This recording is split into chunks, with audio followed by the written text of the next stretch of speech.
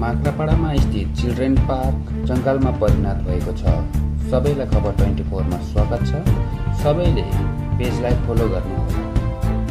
माक्रापाडा काली मन्दिर नजिकै स्थित चिल्ड्रेन पार्क विगत 5-6 साल अघि बनिए तापनि धेरै वर्षदेखि बन्द छ।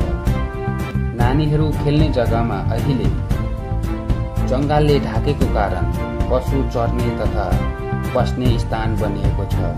भुटान देशको सिमानामा बनिएको यो पार्कभित्र अझै पनि नानीहरूले खेल्ने सामानहरू जस्ताका त्यस्तै छन्। पिङहरू पनि छन्, टिकिलच्याउ पनि छन् भने अन्य खेल्ने सामानहरू पनि छ पार्कभित्र। पार्क अहिले जङ्गली जनावरहरूको घर बनिसकेको छ।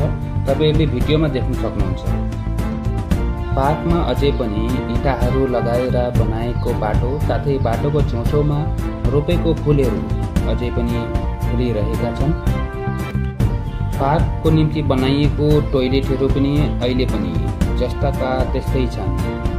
स्थानीय पञ्चायत मेम्बरहरू तथा नेताहरूले माथिल्लो स्तरका नेताहरू जस्तै MLA, district president, block president साथै डिस्ट्रिक्टका ठुला नेताहरूलाई ल्याएर देखाए तापनि पार्कको स्थिति जस्तोको त्यस्तै छ।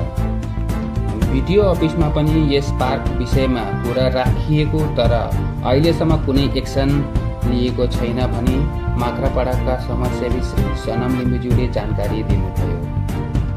यसै पार्क नजिकै माक्रापाडा काली मन्दिर छ, जहाँ दिनहुँ हजारौं संख्यामा पूजापाठ गर्नको निम्ति भक्तजनहरू आउँछन्।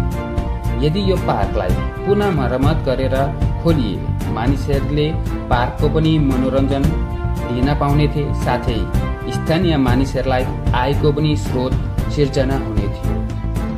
सबैले यो न्युजलाई सेयर गर्नुहोला। ठुला नेतृत्वगण माझ यो न्युज पुग्यो भने अवश्य नै यो पार्कको समस्याको समाधान